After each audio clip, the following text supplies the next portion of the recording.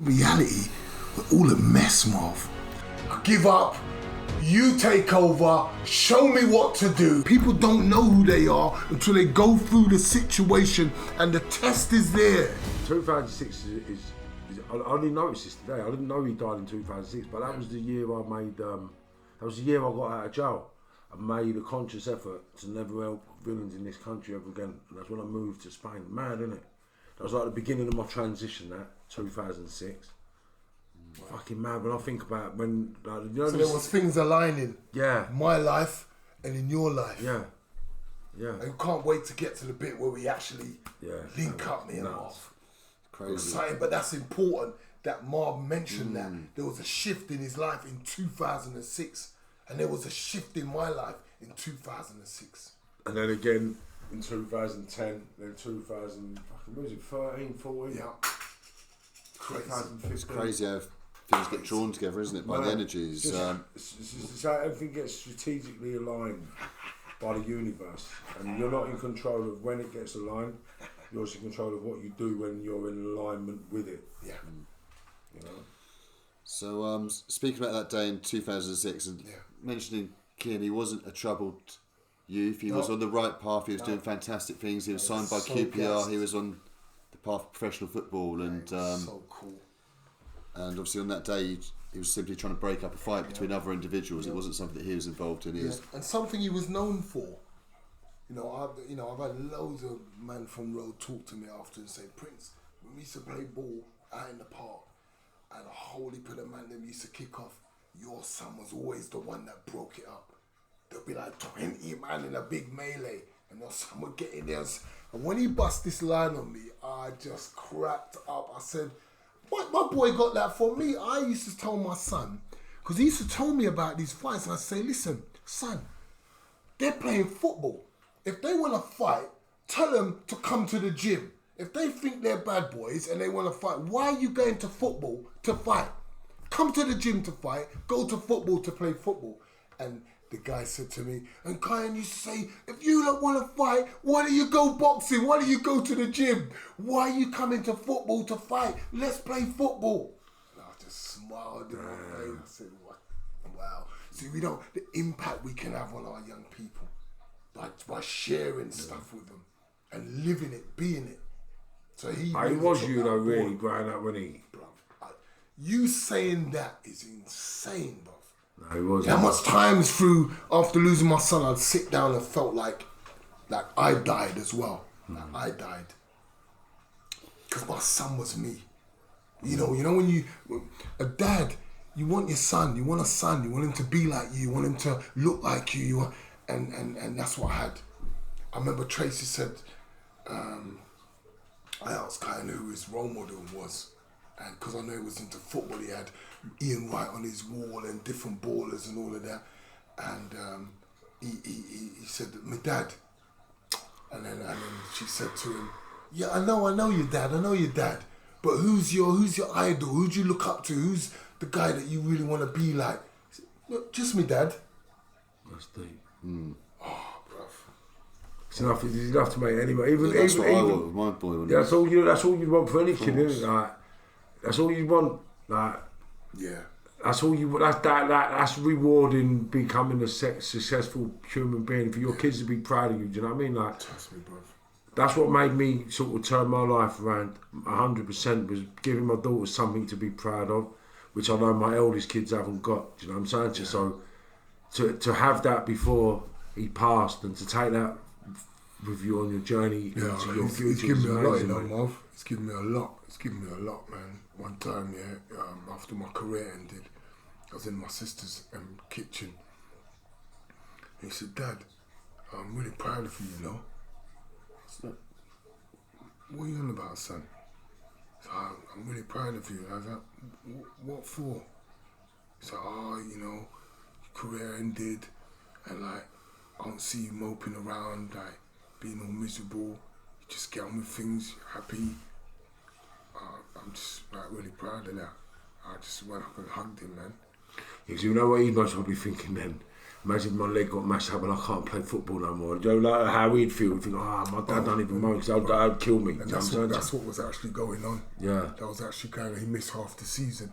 And I used to just hug him and say, Kiyan, listen, don't worry. Because Tracy used to say, Mark, he's really like getting really distressed at home because he wants to play football so bad. So I used to talk to him and just show him what's happened with your dad and just say, son, when you go back out there on that pitch, I said, whoever the top scorer is, pass the top scorer, bruv. You're going to go out there and pass his score. And guess what Kiyan went and done? Blast him. He beat the flipping top scorer and he had half a season. The guy had half a season head start on him. Unreal. And he still got top striker for the season. Prior to me and Mark meeting, obviously it was devastating. Yeah. Going like no one wants to bury their kids, right? Nah, bruv. And like obviously, I've been on a transition. I've gone through some shit. Nothing in comparison to what you've been through. I've been through my own personal injuries. That's and all we stuff got, like that. Marv. We only got our own. But Can't compare. your loss is something that I've yet to deal with or experience, and I don't know Nah, I wouldn't how. want to. No, but I'm saying, I don't know how you have the strength to continue doing what you're doing with the energy in what you do it with. Yeah. Right, and like I said to you 2 years ago, right, when I turned my life around to being legit, I actually thought about reaching out to do things with yourself, and I thought, I'd say, well, I can't reach out to him. Like, I've been there for stabbings, shootings, murders. Like, what the fuck? Yeah. Like, what's he gonna say? What are you gonna say to him? Yeah. Right. So, like, how and why and what did you do? Like, how did you? Like, how do you even communicate with a person or people like me? Do you know what I mean? How do you sit in company? Like, if I would say, right, when you go to schools, right, and you speak to kids, like, I know that, and it will sound bad, but I'm only being honest, right? And I can only be honest, right? So, if you'd have come to my school when I was a kid growing up, I would have said something along the lines where you shouldn't have fucking stopped it. What did you stop it for? Like, now, I'd want to kill someone if they said that about my son. Like, you must have had things like this going on when you're doing all your talks and your things. Like, how did you, how do you, like, I've got no empathy with it because I can't imagine, like, how do you control that emotion and that, do you know, like being from where you come from, going through your trauma, dealing with your trauma, ruining, like, of no fault your own, ruining your boxing career through an injury, then losing your son, to then be in a room with snotty-nosed, cheeky little kids that are telling you he's have a go hero. Like, do you know what I mean? Like, how do you get through that? How do you deal with it? And where'd you get the strength from? First thing, I've got to address what you said earlier about, you know, because I think it's really important, your thoughts about meeting me and then sort of like changing your mind, like, nah, you know, the thoughts that you have. Marv, I'm just like you, bruv. The thing with me is, I don't see myself better than any man. Whether you killed, you raped, and rape is like a big deal for me. Like pedos, like I just want to tear your head off. But I have to realise that we're all a piece of shit. We try to rate each other by crimes or things we do, and I'm better than you, I wouldn't do that. But in reality, we're all a mess, Marv. Because the mess starts here. It's the stuff we think about. You know, I love the way Jesus put it when he talked about, you know, adultery, you committing adultery doesn't start with the act. It starts with the mind. You thinking about it, you lusting about it. That's where it begins. So I realise we're all the freaking same because we all have sick, mad thoughts, bruv. So you ain't no better than me and I'm not no better than you, Marv. That's why I can deal with the kids. That's why I can come and talk to you, and that's why I showed you so much love, Marv. Well, I'm going to put it out there. Love, right? I wouldn't have even got to Downing Street if it weren't for Mark. Do you know what I'm saying? Like, I don't know how he done it, right? And I really don't know how he done it, but I got to Downing Street. We done a workshop over Tottenham. Oh man. And then he rang me the next day, said, do you fancy going down the street? I said, yeah, all right, mate.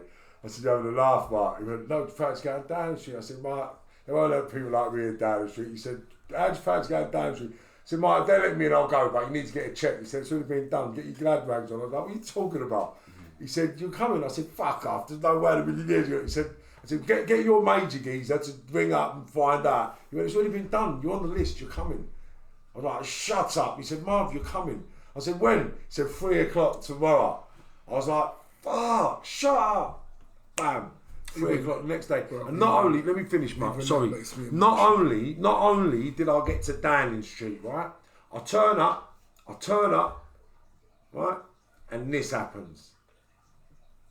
Well, I might have said and this happens because you want to give you the video to put up, yeah? But I'm standing behind Big Nasty and all the celebrities, yeah? I was standing there, the manager's come out, he's gone, Marvin. I was like, yeah, what are you doing? I said, I'm just queuing up with everybody else. He said, you're not everybody else, you come round. You're coming round, do come round. And I just fast tracked all the way around all the celebrities, all the sports celebrities, all the sports personalities, right to the front of the queue and just walked straight in. Never even got checked properly, walked straight in, all the head of the Princess Trust, the Prime Minister, everyone was just there, mate. It's like, yeah, walked in, tea, coffees, foods, and everything else. It was just crazy, mate. Crazy. It was the proudest day of my life, and to think that just from speaking to a bunch of kids from Tottenham got me that. It weren't just them kids, but the build-up of the work I've been doing led me to Tottenham. And then I've done something in Tottenham with Mark in front of the right person at the right time. So I didn't know this major was going to be there. I didn't know who was there. Mark's asked me to come do something with the kids. I said, yeah, of course I'll do anything for you, Mark, no problem. I've turned up, done something with the kids, and this major was blown away by me. And that's what he says to me. I was just blown away by the way you had the kids for that long. So I'll tell you the real story. Go on. That Marvin doesn't know. So, when I met Marv and he talked to me about himself and what he does, I'm really passionate about chances, giving people another opportunity. I had me and another member of my team that I'd requested to come with me. I'd been invited to number 10 and I'd asked another one of my members of the team to come with me. So I'm all set, ready for down the street, everything's cool. I met Marvin. Said, you know what? I felt that God was just speaking to me, saying to me, love this guy, bring this guy with you to 10 down the street. I didn't know why. I just knew that I had a feel and a connection for Marv, and I loved the fact that he'd gone through such a nasty path and a road, and he'd wanted to give back. So what greater gift could you give to a brother by saying to him, bruv, come with me, let's go 10 down the street. So what Marv didn't realise is I brought him on under me. And his whole treatment and everything that happened was because he was with me. Major, all of that shit that was going, it weren't major, it was me, Marv. When he came there, Harry Redknapp rang me, said, Prince, you going down to number 10? Said, yeah, all right, because it'd be great to see you down. I said, yeah, I'm going to be there as well. So I linked up Harry down there. That's why I introduced Marv and linked him up with Harry. That's how I know Harry as well. So we all we went in a taxi when we left. We all went in a taxi together, left now. So we kind of just linked Marv with a couple of people so he can get to know a couple of people in a different setting, a different scene. And for me, it was just beautiful. I watched Marv that day. And it was only then did I realise God's put so much love in my heart for people. Because I've realised who I am, bro. I know who I am, Marv. I've been given a second chance. I can't put Hannah down, who killed my son. I can't put other people down. I have to show them the love that God's given me. I had a chance to turn my life around and sort my shit out. and I'm doing that, bro, I'm no better than you. If I can pass that on to other people, if I can share my experience with the kids, if they want to be dickheads, that's up to you. But you can never say that you never seen God in your life, because God is love. And when you see a guy come around that's from the ends, I'm not polished, I'm not from uni, I'm not none of that. I'm showing everybody else that, mate, this is what God's looking to deal with. People with heart. Forget religion. Forget all that bullshit. Oh, I'm following this. Oh, I'm this. I'm Muslim. I'm Christian. Forget that. It's how I love you, Marv. It's how I treat you. It's the impression I've left in your life. And if I have to leave that impression with Hannah, who killed my son, then I'm going to leave that with you too. Because guess what? I got a date with my boy. I got a date with my son, Marv. No one's gonna mess that date up, bruv. No one. No hate, no anger, no revenge, nothing. I got a date with my son. The father has shown me that your boy's sleeping. He's all right. I'm coming back to sort this shit out. I'm gonna bring your boy up, and me, you, and your boy gonna be together with all the other people that have decided to have faith, to trust me, and to have belief in me, and a relationship. I'm gonna link my boy again. I'm just going through the process of sharing God's love with all the people, so they can never say that they don't know who God is. Because you ain't met him in the priest. You ain't met him in the Pope, bruv. You met him in me. My heart. That's where God resides, in real people who love people and caring about people in less fortunate positions. Come on. That's what you do, Marv. That's what I do, yeah. That's what you do, Marv. That's what I saying. That's why I love you, Marv. Because I recognise you. Before you even come here today, I know who you are, bro. What I said to Christian was this, yeah. I said, you know my problem growing up, Christian? I said, I've always been spoken to by God, yeah, or this superpower. I said, but I never listened to the information I was getting. And I've done all the wrong things for the right reasons. So I protected people from getting bullied, but I had to stab, shoot, and hurt people to protect. To do that. Do you know what I mean? So he was still showing that goodness, but in the only way he knew, because he hadn't been healed. If you ain't got no money, and you come up, I ain't got no money, I ain't got no money, I don't think, oh, what are you going to do? I think, well, do you know what, I'm going to work tomorrow, I'm going to get some money, I can borrow you some money tomorrow, can you wait till Thursday? I can have money on this day, I can have money. So I was always looking for ways to help people. So I'll show you how he's helped me. Sorry, Marv, I've got to cut you. I've decided to put on a boxing show, jabbing, not stabbing, in December, yeah? I didn't know how I was going to put this show on. Never put on a boxing show in my life. But you know my mindset. I'm going to do this, let's do it. Started off, I needed sponsors, I needed all sorts of things. I talked to Marv. Marv hooked me up. Talked to MTK Global. Who was it, Marv? Was it Adam? Adam Hart. Yeah. Talked, one of the guys sat there, I had a meeting, Marv, Adam, had a chat. Next minute, MTK was supporting in line with KPF. Bruv, I was able to put the show on, got sponsorship, bruv, trust me, yeah. That was Duran's son as well, bruv, wasn't it? Yeah, and Duran's son. Yeah. He had his Roberto Duran's son. Yeah, rang me, the mad thing, rang me from over Florida, said, yeah, Prince, I know what you're doing, you know, I'd love to come on the show and fight on your show, boom. Yeah, we had a show kicking up. Everyone loved it. We had inspiration. Marv talked in the middle of the ring. I done a motivational speech. Smoking. Seen them both. It was incredible. But I must say, Mark, you're incredibly inspirational. And there's certain things I've been told of late that my ego was too big at certain times. And it's only listening to you, how humble you are, that's just clicked to me. Because I always thought in my head, when people said, I always thought my ego was what carried me and what my success, because that was what. But then when speaking to you, and you're so humble about everything, and it's made me realise that I've got an overinflated ego now. Meeting you, No, but what I'm saying is, I don't say what I'm saying. Thank you. I don't say what I'm saying here to put you down. But I know that. I'm saying because your ego's mad, bro. And it's mad, like, it's and power. Do you know when you see something, do you know what? You got to sort your ego out. You're really holding yourself back. But he thinks I'm having a pop at him. I just don't know. I don't know how to give him put it out. That's it. Do you know what I mean? I know what's going wrong with him. I know what he's doing. But when I'm telling him, he's like, I ain't got an ego. I ain't got an ego. But you have. Look, you're saying this and you're saying that. Oh, you're acting like this. You're acting like that. Or he'll do like, I'll say something to him there. What was it? I'll say something to him there, and he'll go, yeah, all right, sweet man, I'm going now.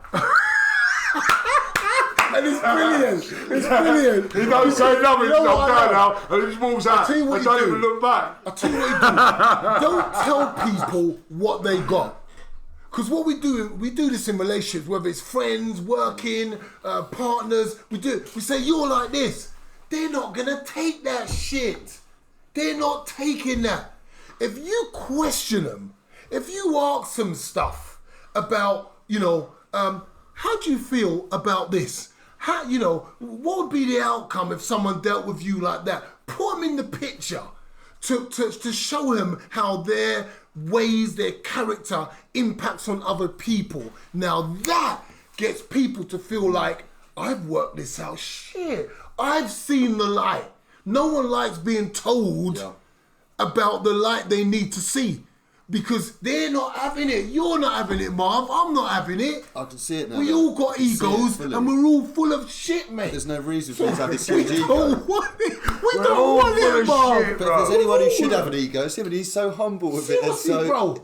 What right have I got to think that I'm the dog's nuts? Even being around Mark, like, because I love my kids, right? Now, I don't know if I could stand up in front of an assembly full of kids and do what Mark does, like, because you're looking at other kids, mate.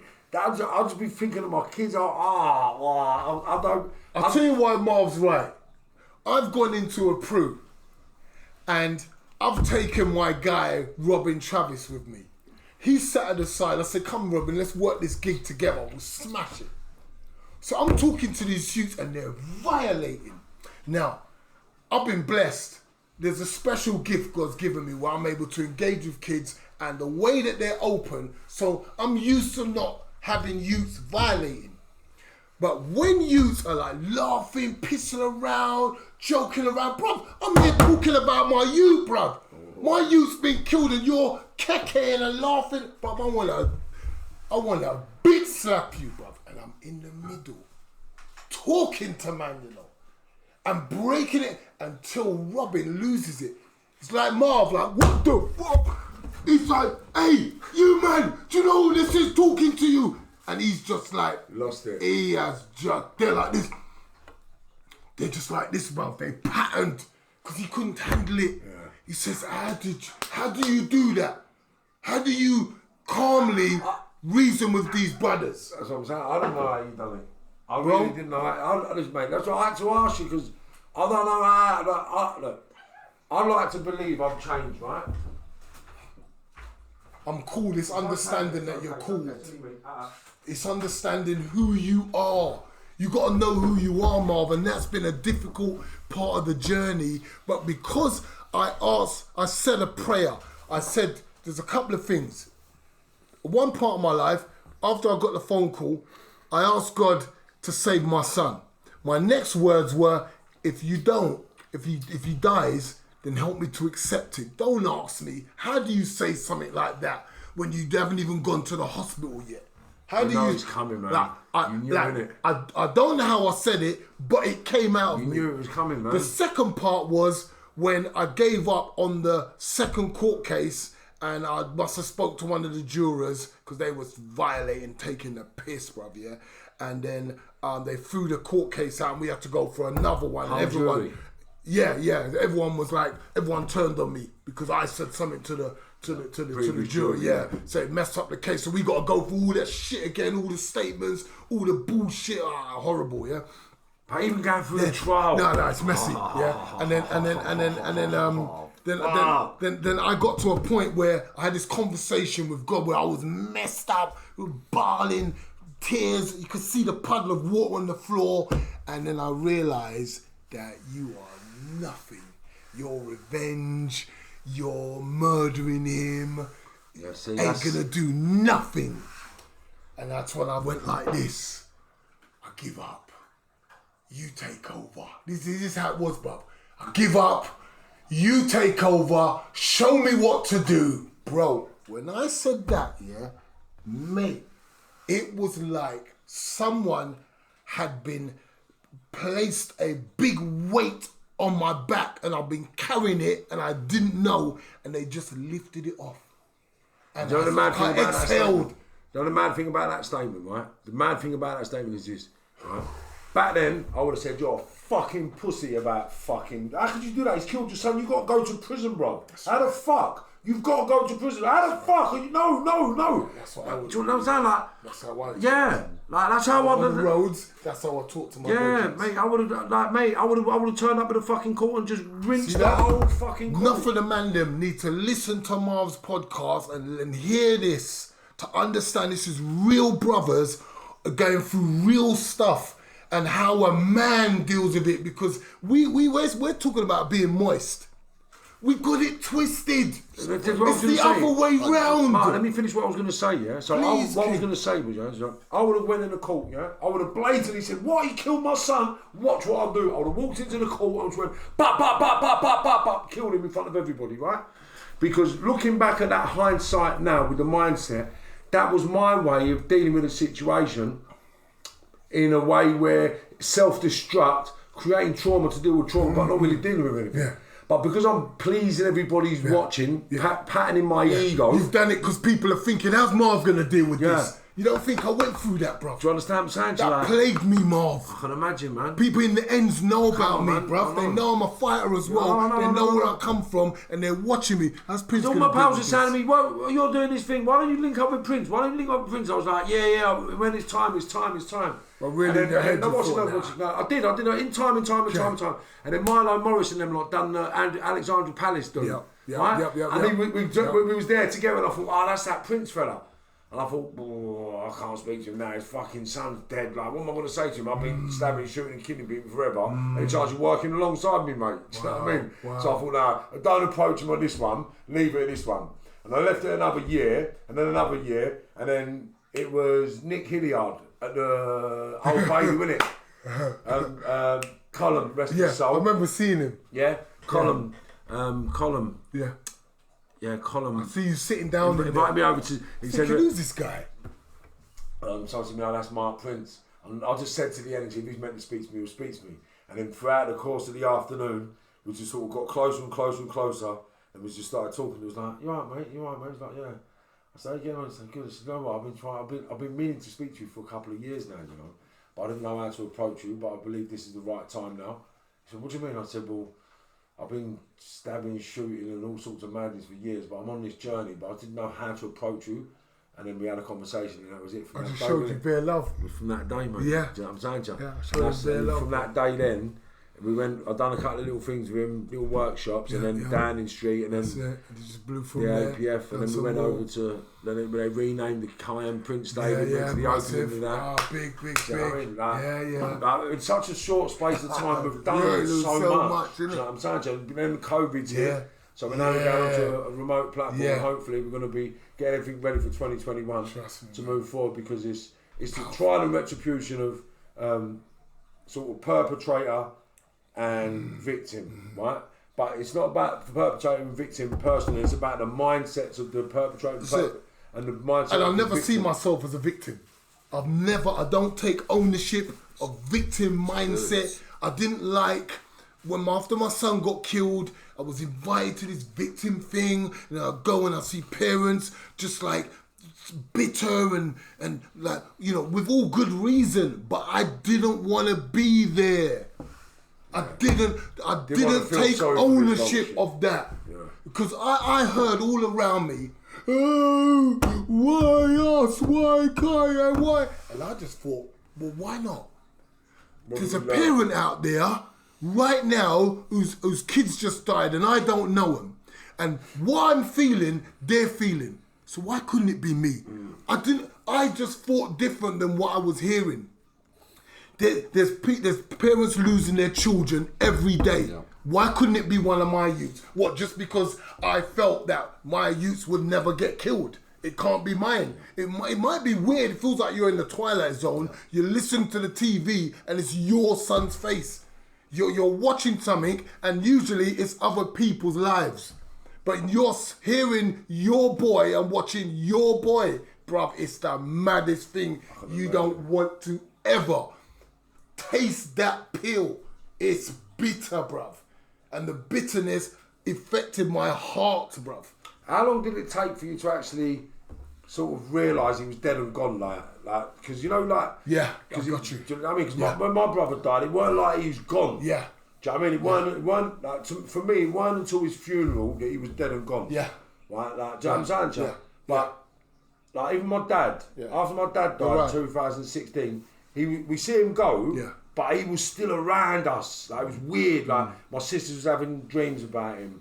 I had his voice. I could smell his aftershave. All that sort of stuff. So he was about. You know what I'm saying? Totally. Does Kiyan still pop in and out now? Does he still pop up? Or how long did it take? Like, because I ask these questions because it's just the reality of it. Okay, through the process of death, you go through loads of different processes. People say, "Oh, he gets better. He gets better." No, it just shifts around. Yeah. You know, if you want to say better, then that's up to you. But if you saw my breakdowns around my son's birthday on his 30th in November the 25th. I see it, bro. Listen, I see it coming. I thought, you know what? I ain't even going to ring him this week. You know what I'm saying? Like, you know what it is? My missus asked my missus. I know, she sees the change in my... Daz, do you know what it is? I'm saying? It's the way he picks the phone up. Do you know what I mean? Like, when you don't pick your phone up in a certain amount of rings, I know you're not in a good place. Yeah. When you don't ring me back, I just think, leave him. Do you know what I'm saying to you? So I know when to ring you. 100. Do you know what I'm saying to you? So it's one of, like, even sometimes when you pick the phone up, I know the minute you pick the phone up, it's like, damn, do you know what?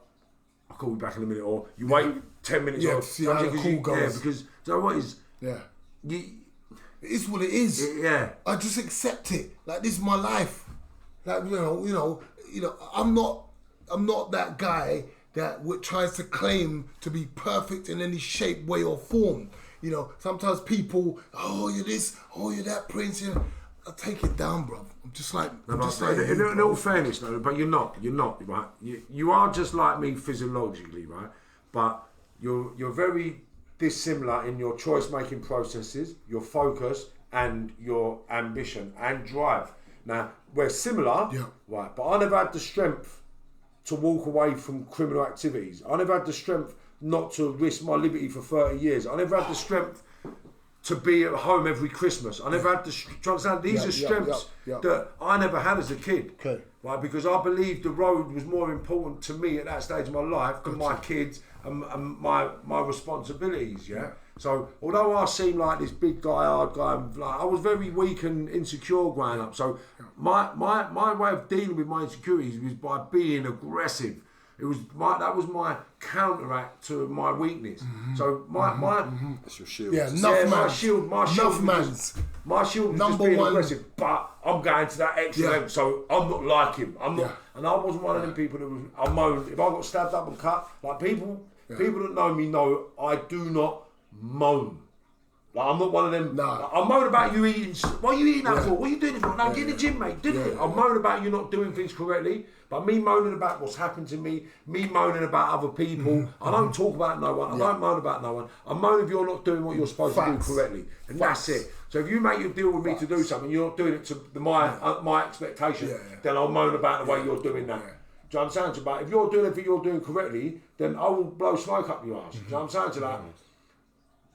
And it's just everything to do with a mindset is what I find. I find that with Mark the most sort of captivating, because even today I'm a reformed character. I'm not a criminal. I believe, like, even Mark Ashman, the man that shot me, I could sit with him now. I could give him a cuddle. I could have a laugh and reminisce about things we've been through and the laughs we've had in the past.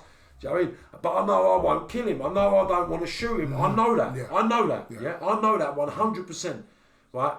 But to actually do that if someone killed my son, like that's different. Like, even thinking about it now made me want to cry. Like, it's just different. Like, I I can understand what you're saying, but I just don't know how. I just don't know how. I sat with my brethren in a room like youths do, 19, 20, bunning, everyone's just doing their thing, chatting gal, chatting about life, and we talked about if someone troubled your youth, bruv, what would you do? No, it's not if though, it's what you done after me. Yeah. It's not if. I know, but you got to remember, I was at a time where I said to people, hey, look, my life was about my youths. I changed my life because I thought about my youths as well and said, nah, how can I tell my youths I do these things? How can I tell my youths this? They're going to get big soon. They're going to say, Dad, what do you do? What do you do? And I thought, nah, I've got a pattern in my life. So if I can do that for my youths, that shows the importance of what they meant to me.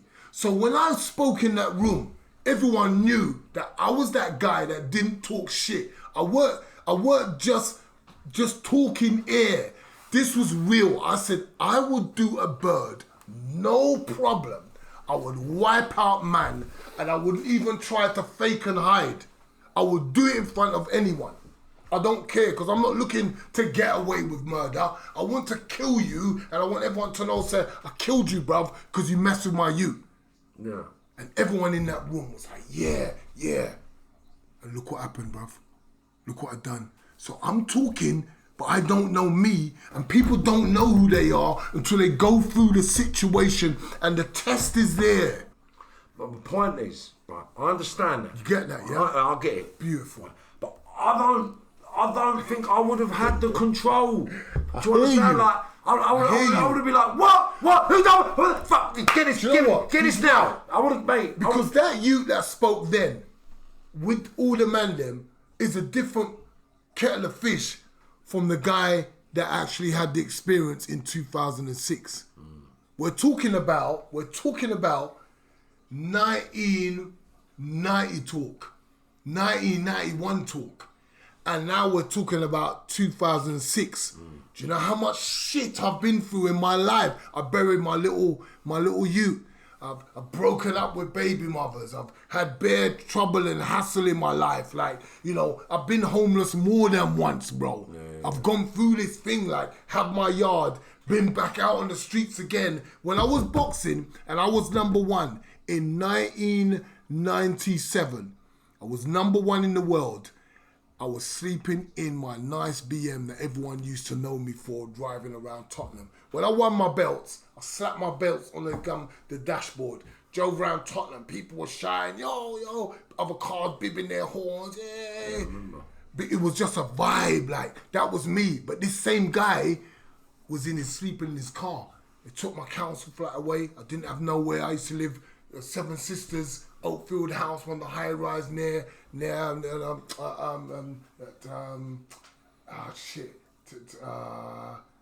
what is that flats around St Anne's? There's Tiverton, and there's another one. There's another one. Anyway, everyone will know when they know those ends, yeah. But all around there I'd be, and everyone knew me from there. So, shit, what was I even saying now? Gosh, I've gone everywhere. What was I saying just now? When you're sleeping in the car. Yeah, I'm sleeping in the car, yeah? I'm sleeping in my car, and I'm this known guy that's on TV, prospect of the year, a title fight coming up, on ITV News, announcing that I'm going to be fighting Chris Eubank. It was only because everything messed up. Yeah. And 2 weeks away, they switched my fight, put Kawasaki in. Kawasaki beats him. But that was my life. That's where I was at one time. And then I'm sleeping in my car, bro. So that kind of shit can kind of mess up your head. Do you know what I'm saying? Like, because you're thinking, shit, like, it's pride, it's ego. How's people gonna feel if they know that I'm living this life that's not how it's meant to be? You want it to look. Loads of people are living like this. They put on a facade. Yeah. Holy man on roads do you know doing what it. I'm hearing? Do you know what I'm hearing? How a normal black kid from a racist environment in London coming up, got 1,000,001 piles of shit thrown at him, but you bobbed and weaved through a lot of it, mate. And what you've overcome is what you've got to stop hiding away from taking the credibility from, man. Like, from everything you've told me today, like, what you've gone through is nothing short of a miracle, and what you've overcome is something that's amazing. And I don't know how, like, people say, I don't know how I got over my shooting. Yeah. I don't know how I got over it, right? Thank you. Right? I don't know how I got over it, but I knew I had to. Yeah. Right? But this is one thing that's happened to me, the one traumatic thing. But you've just had issue after issue after issue after issue. Oh, I've had traumatic things out of choice because I went out, I want to be a criminal. So what? I'm not looking as a victim, all the things that happened to me in my life, because I called it all on. Okay. All the stabbings, shootings, all of it, every negative thing that's happened to me in my life is because I called it on and I went and done it.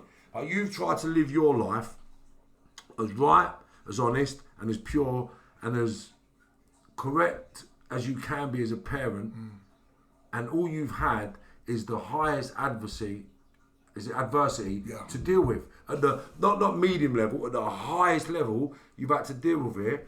And not once have I heard you say or talk like you're a victim or you've been hard done by. Not once. And all I've heard you talk about is the power and the strength that you give others. So maybe for the Christmas period this year, you should take time out, look in the mirror, and just sort of give yourself a pat on the back for the amazing journey you've been on and the suffering you've been through, and the fact that you've come out the other side, Mark, like a sound, level, rounded individual that has nothing but inspiration and goodness to pass on to the future generations. Like, and even me, like, I don't know. I'll tell you why. I just figured out why. Go on. I just realised why. Marv, when you are broken, bruv, and there's nothing left of you, bro, and you can't do nothing for your kids, you can't do nothing for you, and you realise no one can help you, and then you cry out to God to help you, man, and then things turn around. I don't feel responsible. I don't feel like I can pat myself on the back. I just thank God. I just thank God, Mark. You got to thank. I just thank God all the time, bro. You got to thank God for you. Yeah. Come on, man. Thank God for you. Thank God for me. Yeah, I do, man. Listen. Without you, yeah, I wouldn't be here today. You know, you don't realise, man. You walk me into Downing Street, bruv. You walk me into Downing Street. You walk me, right? Walk me, Marvin Herbert, into Downing Street. Like, come on, man. That's like moving mountains, Mark. Mark, that's moving mountains. 4 years prior to Downing Street, I got released from prison for conspiracy to 4 murders, 2 being police officers. And 4 years later, you've walked me into Downing Street as a reformed character and a rehabilitated criminal. Yeah, because you deserve that. No, but listen, look, Mark, you don't understand the power in Mark Prince. And I believe you need to look in the mirror. And I know you're humble, but I think once you sort of accept this truth, then you're going to grow even stronger than you are today. Because you're an amazing individual that deserves more than what you give yourself in credit-wise, mate. Because your humbleness is beyond humbleness to the point where it's not even recognisable as humbleness. It's just godly kind of like. It's hard to explain. Like, do you understand what I'm saying? To you? Like, I don't know how you do it or how you keep calm. How? Do you know what I'm saying? I don't know, bruv. Yeah, but bruv, listen. Right, hold on, let me finish. Right, people, right, I knew, yeah. Fuck. I knew I had to keep breaking my leg. I knew I had to keep. Fuck. I knew I had to do that until. Ooh, I ain't breaking no more. I knew I had to do that. Right? And I've done it. But I don't know how. Like, you got to understand, there's an ability in you, Mark, to say, do you know what? It ain't worth it. Do you know what? That's not worth it. Do you know what? I'm going to do this. There's an ability inside to do that, and that's what I'm asking. I hear you. Yeah? So maybe you should try and explore that this weekend and find out what that is. Then maybe we'll come back next week and you say, do you know what, Marv? Since you said that to me, yeah, I just realised, bruv. Bam! Do you understand what I'm saying? Because I didn't realise who I was until after I got shot. Do you know what I mean? He doesn't realise who he is, even though he's lost Kiyan. And there's a message there for you to realise who you are. Like, I know who I am now. Do you know what I'm saying? So I know I'm not meant to be a criminal. I know I'm not meant to be doing all this stuff. So now I do what I'm doing because I know this is what I'm supposed to be doing. But I know who I am. And I know what I'm supposed to be doing. And I know that I'm God's messenger representing him on earth. Remember the prayer, do on earth as it is in heaven. Well, I understand that. So I'm representing, and what it is, imagine if someone saved your life. You were supposed to die, Marv, and they said, no. And you know you done wrong. You know you deserve to die. And they said, no. And you're looking at this good guy, ain't done shit. He's innocent. And he's like, no, I'll die. Save him. That kind of love would F up your brain. You wouldn't even be able to handle that kind of love. That's what I'm dealing with. That's the reason why I do what I do. Because I have met the God and creator of heaven and earth, and I speak to him, and he helped me, and he made me see that I'm going to pick you up, and I'm going to mold things for you, because you decided to follow me. Done. Moving on from that, yeah. Now, I can't even top that. I can't top that. But what I will tell you is this. I'm lying in my hospital bed. I've just been shot. You do anything for someone who's done that for you. I'm lying in my hospital bed. And you know when he says God spoke to him, right? So people might hear that and go, hey, fuck it. Yeah, God that's it. It don't matter. I've got to keep it real. I'm going to give you this information, right? So I'm lying in my bed, right? I was being told I'm never going to walk again, right? I'm never ever going to walk again. And man, I get this little, it's like a spirit, it's hard to explain what it looks like, but do you know Captain Birdseye? I swear, he looks like Captain Birdseye. He comes to me in my dreams, yeah, and he says, come here, son, I'm telling you, this is what's going to happen. And I say, yeah? Wicked. And I wake up and I think, wicked. So I've been told now, right, in my dream, that as long as I stop taking morphine, yeah, stop taking the morphine stuff, you're going to walk in 2.5 years. So I woke up the next day, right, and the missus is coming. I said, oh, do you know what? Don't worry about the doctors. I'm going to be walking 2.5 years. She said, how do you know? I said, I've had a dream. She went to me, what? I said, I've had that message again. She went, oh, shut up, Mum. I said, I'm fucking telling you it's going to happen. All the specialists come in, you're never going to walk, never going to walk, never walk. So I sacked all the specialists, told them, get out, fuck off, I'm going to be walking 2.5 years, right? 2.5 years to the date, right? 2.5 years to the date, I had a professional exhibition fight on Sergio Martinez World Title Productions, Manilva Martinez, in Spain. We watched it. On the undercard to D. Williams World Title fight. Do you know what I mean? We watched it. And I beat him up. That was the Southern Area champion of Spain, that kid. I watched it this morning. Yeah? Come on. 3 rounds, yeah? And that was after I got shot with one eye. I just think it's weird that he's talking about it because we watched it this morning. No, what I'm saying is, right? I forgot the moral of that story now. Don't matter. No, you talk about the messages when you're in the bed and So I've got messages and the power of this voice. It always told me this. That's right. It told me I was walking 2.5 years. 2.5 years later. So when these people do talk, like even Mark, like it's real. It's real, bro. It's real. Like when you get these messages, unreal. Pay attention, man. This is real. It's real. It happened. I'm not bringing no religion to you. I'm just telling you that you were made by an awesome, powerful God, the creator, and connect with him, and you will see the power that he deposits in you that enables you to find your purpose, and it might be purpose through pain.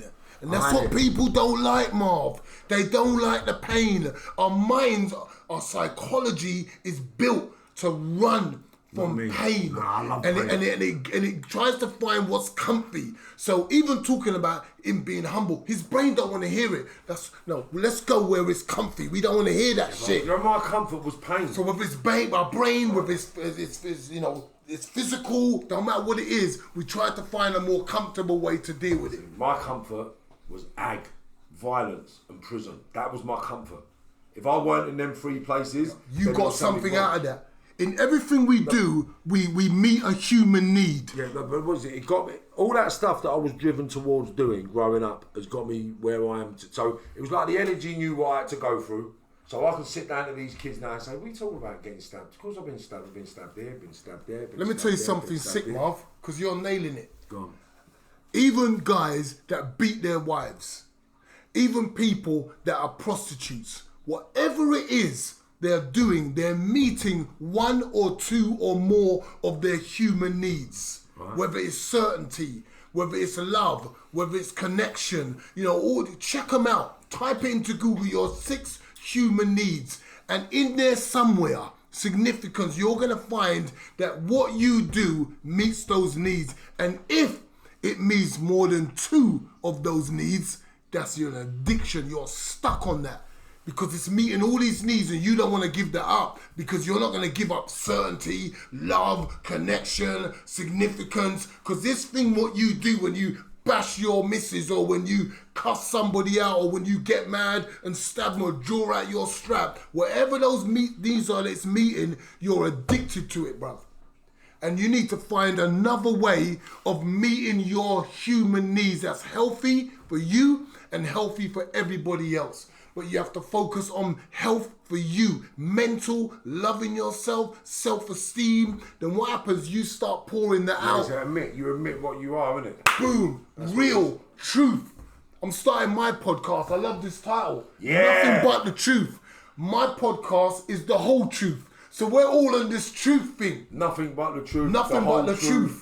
Nothing but the truth. Boom. Yeah. So when I do this... It's all like it's working together anyway. Bruv, it's beautiful. I didn't know this. Nothing but the babe, truth. I didn't know this. That's aligned. My missus said, you got to have a name for your podcast. And I said, how about the whole truth?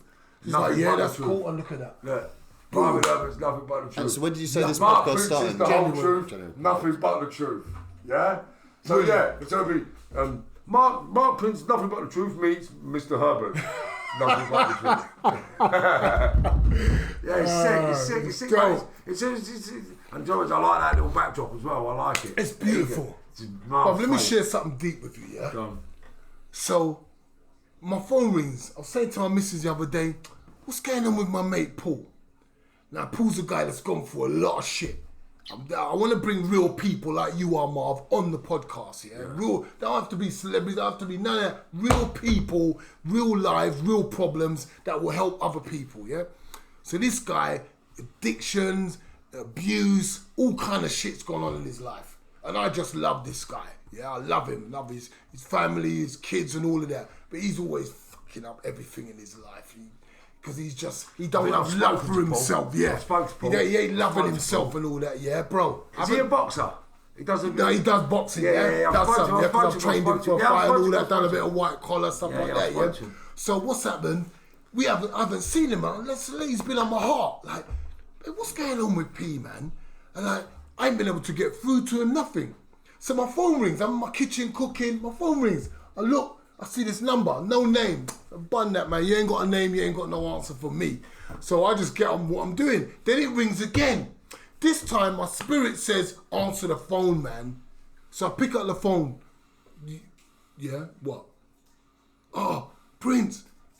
So I recognize his voice. I said, bro, you're back from the dead. This him. How did you know? I died on the operating table 3 times. Damn.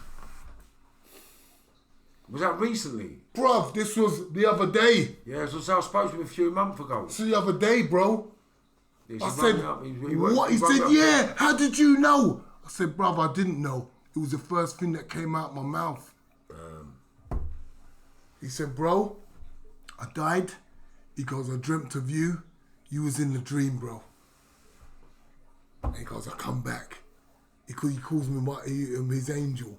He's always called me that. He spoke to me hard. He spoke highly about it. Yeah. He rang me up and said, I need a bit of help. I'm doing this, I'm doing that. I said, yeah, whatever you want, man. Whatever you want. Yeah, nice. Yeah, I told him, I said, Marv will do whatever for you, bro. Yeah. And he went off the phone. They must have been around them times. Like 2-3 months ago. Just gotta love people, bro. Even when they're messing up, even when he used to mess up, lie to me, all of that. Like, all right, whatever, bro. Whatever now.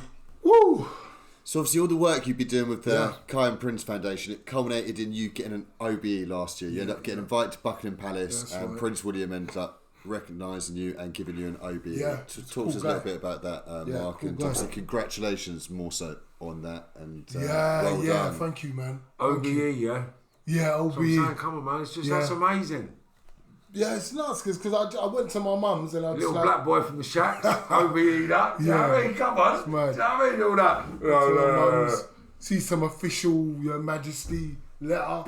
But me, I'm from the roads. No, listen, I see- even more so. I see letters like that, Fuck off, man. and I'm like, what the fuck? No, Who's this? No. See, even more so, you should be fucking shouting that from the rooftop. You're from Tottenham, bruv. OBE. Yes, Buckingham that's what he Palace. What the says. fuck's the matter with you? Like, what? Yeah, sometimes you have to be told you're wrong. And it's, Where you going today? Going down Buckingham Palace to meet the Queen, mate. Yeah. Come on, that's what I'm saying to you, mate. You can't be all this modest, like, look. Well, I'm just doing No, me. we know you're doing you, Mark, but come on, man, you got Let me share with you what Come happened. on, man. Let me share with you what happened. I open it, I see this letter. I was like, frig this, man. No. They're probably looking to give me some bill. They probably owe them some money, some shit. I didn't know it. I thought it was HMRC or something before. So I wasn't even going to open it, but someone said, open the letter, man. So I opened the letter. I just stood there like this. And I thought, this has got to be a joke, innit? So I just read it. Obviously I knew it wasn't because it was so official. Yeah. And then they were telling me what I need to do, you know, how many people I could invite. So it was like only another 2. So I was like, my mum, going straight to my mum. My mum's everything to me. Me and her's like this, bruv. And my missus, obviously, because we're one. Don't see us as 2, we're 1. So my missus was definitely going, and my mum had to come. And I remember us talking, like saying, do you know what, mum? You've been in this country for how many years? You ain't even bloody gone like a tourist to see London. You ain't even, I got Buckingham Palace, you know, and see. Now you got Buckingham Palace, Yeah. She weren't going outside to line up with the tourists and have a look. No, she was coming in. Inside. She was with going my in boy. areas that other people ain't allowed to Please. go in. She was just sitting there, and it was like a big, you know, my miss will know more because she sat with my mum. Obviously, I had to go round and line up and go through these things, and we're looking around this joint like, what the freak? I'm looking at history over how many hundreds of years. They're whispering in Buckingham Palace. No one talks in Buckingham Palace. Bro, I'm talking. I was chatting, bro. Seriously, the crowd there was mad. The place is crazy. The workers there talking with them, just getting a real picture of how life is for them, and then watching The Crown and all that as well. It was like, wow, because I remembered stuff. It was like, wow, yeah, I remember that bit. That bit's real. Do you know what I mean? So it was heavy, man. It was a great experience, and you know, I can't wait. Yeah, it was I won't be there long, mate. But I won't tell you, I it hope won't be so, long man. before I'm there. I hope so, bro. I know it's not even hope. I Trust know I'm me. going to be there. I know I'm going to be Beautiful, there, man. Come on, man. You know that, man. Beautiful. And you set the president. Beautiful. It was you that set that. Like, I never built that. 6 years ago, right? Yeah. And this is me talking out of school. Yeah. This is me. Even my pals now, like You're right, Marv. they're like, what? Downing Street. When I went down, I saw they were like, what? Marv down Downing Street? Are you fucking buzzing? I'm like, no, look. They go, bollocks out. I said, look. And I shot up. And then I had people I lived in Spain for 10 years. Going, bruv, Yeah, Marv, I can't believe it. Like, Listen, bro, Big Nasty was like shocked when he saw you. He was like, none of them was like, he was telling, what the fuck you doing here? yeah. They couldn't even hide that. He's coming for the crown He couldn't even jewel. hide that. You can see on his face. It's like people, they're not expecting to see me down the for street. real, They're like, of what? course. And I see another couple of people that walked up behind me, mate. And then everyone was stuck outside, and we was like, yeah, no, I come on. walked up behind me, mate, and I went, I thought you never guess you'd see me here, did you, son? He was like, how did you get here? I was like, I told you I was going to catch you up, son. Easy. Sick. Yeah, But yeah, you know, you've set the The president best, for me the now. best is yet to come, But Marv. what I'm saying is, you set the president and you've made me realise, yeah, that if I can make it to Downing Street, Marvin Edward Herbert right. can make it to Downing Street, then anything's possible for any of these youngsters. Anything is possible. Anything. Anything's possible. Yes. Right? I made it to Downing Street because of Mark Prince, right? Mark Prince ain't no bloody government leader. He ain't no politician. Yeah, he's an ex-boxer from the plot. People that ain't seen me for years. Yeah, and I've seen people now. What you ain't what you know being down the street, innit? Like, fuck off, Marv. Yeah, not mine. Ain't you heard? And they go, shut up. Because obviously some of my people are not into social media. That's it. Some of my old crooks, of course. some of the old crooks, they're not on social media. Yeah, straight. So they're not on it. They're hearing stuff now because of the James English stuff that I've done with James and the promotion that we're doing, right? So people are hearing that. Like, I had people ring me the other day saying, yeah, was that me you was talking about on the thing? I was like, oh, who's that, Miggy? How you doing, Mick? Fucking hell. How you getting on? It's just crazy. Yeah. It's just crazy, mate, Chris. How it's all developing now, I mean, for the right reasons. And you are the conduit. English. You're the conduit that got me where I am today. So without you getting me to Downing Street, I would never, ever believed that I'll be in the position I'm in today. All these steps are important. And God's designed it because He's the author of your life, man. Isn't it? He's watched you make the decisions. He's made sure I'm not going to let my boy die. I've got plans for him. I've got some direction. And because but even with you, even you though, the amount of times I've seen you at loads of events. Exactly. Right, because the guy's called Leslie Roberts. I don't know if you know Leslie, but Leslie was one who's carried me for about 2-3 years, since 2010. Do you know about Mark Prince? Do you know about Mark Prince? He does this thing. I was like, bruv, you know what? I'm not interested in anybody from the road. Yeah, and when I'm meant to beat people, I'll meet them. And then we've gone to another one dude, Mark Prince, speaker. Gone to another dude, Mark Prince, speaker. Gone to another dude, Mark Prince. And I thought, who the fuck's this Mark Prince? I started asking people who don't know, who's Mark Prince? So I started telling me, I thought, rah. I said, no, I remember that kid. And then I thought, rah, like, I used to be a football thug, right? So stabbings and cuttings and things we used to do. My life was someone got stabbed and someone got cut every week of my whole entire life. I don't know a weekend or a week that someone never got cut or stabbed, right? So lifestyle. I didn't think Mark would want to communicate with someone like me because someone like you killed my son, innit? So me, I couldn't do it. So all these times I've seen Mark in company, and it weren't until we went to the Old Bailey and I see him, and then ever since that day, that was the day that I thought, wow, this geezer's sick, because he accepts me, so we can work together. Now we're going to do X, Y, Z. Next thing he's going to do this, and so and then next thing down the street, and then we've done the QPR. Went over QPR, brought into QPR like celebrities. Do you know what I mean? And now we're just growing now, building the momentum to get these vehicles over the line to help these youngsters not make the same choices that I made. Do you know what I'm saying? But Mark, it's an absolute pleasure to actually have you on as a brother in my family. Guys, it's nice knowing you as a sister.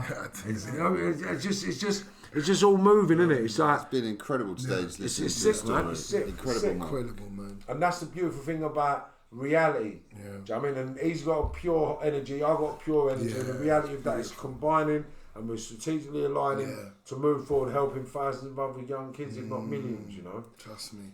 So, like I said, I think this has been absolutely amazing today. I think people are really going to be touched and really going to learn from this and get something from this. I really hope so, man. No, listen, your wisdom... That's incredible. It has for me. Going through stuff and it being wasted. Yep. You know, we put everything on the line when we share our lives. Like, I've realised that, you know, my life's open now. It's an open book. I wrote The Prince of Peace so people could start understanding. I could reach a wider audience through The Prince of Peace. I wish I bought it today because we could at least put it up. Just send me a picture of it. We can put it on anyway. I could do it. We're going to edit all the pictures and stuff. So we need pictures of you when you're younger, boxing, Kiyan. So when we're talking, they'll all go up.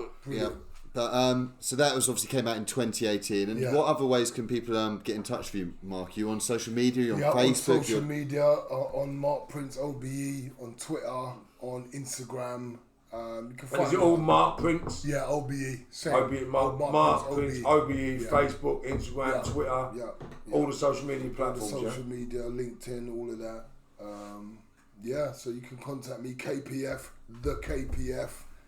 You could donate online. We really want to build something powerful for next year. And like, I ain't watching COVID or none of these things. People need to understand, don't allow anything outside of you to take charge of your life. Take back control of your life. These are guidelines. They're not laws. You know, police should not be. Of course. Should not be arrested. I've seen them arresting, beating, aggressively pushing women, men around. I've been seeing it's tyranny. It's terrorism. Yep. You know, we're talking about terrorism, but we're getting our own people that we are paying their taxes to make sure that criminals are off the streets. Yep. They're offending law-abiding citizens by pushing us around and treating us and telling us, oh, put this on. Oh, you're supposed to be 2 meters. When you see feds without masks, feds not 2 meters apart, it's a load of rubbish. Stop treating grown-up people as if they're children and they don't have the right to make up their own decision. Everyone should have that right regardless of what the problem is. So let's not even start discussing about what the problem is. Let's stick to the facts. No one has the right, whether it's under the guise of health or anything else, to tell you what to do in terms of taking care of yourself and your family or being with your family. That's terrorism. If someone's telling you, you can't be with your family, you can't visit this person, you can't do that, that will be classed as terrorism, brother. That's tyranny. And that's what we're all accepting and being compliant with right now. And that's my concern. Yep. My concern is the fallout of this: mental health issues, loneliness, suicide rates, depression, as a result of what they're trying to do to human beings. There is an illness around. People aren't dying on every street. That's a pandemic. Every street you go, there's a death. I've not seen any of it, so... I haven't... Listen, we're being told all these things. When cancer's still got more deaths, why isn't that a pandemic? Flu's still got more deaths, why isn't that a pandemic? Alcohol causes more There's deaths. so much things that are causing more deaths a year than what this is, and it's not being treated as a pandemic. Listen, bro, there's kids being killed. It wasn't being treated as a pandemic. Kids were getting stabbed. Take that as a pandemic, bro. Your kids being killed on the streets of London. And you haven't pulled out all the stops. Now that's a violation. Now that upsets me.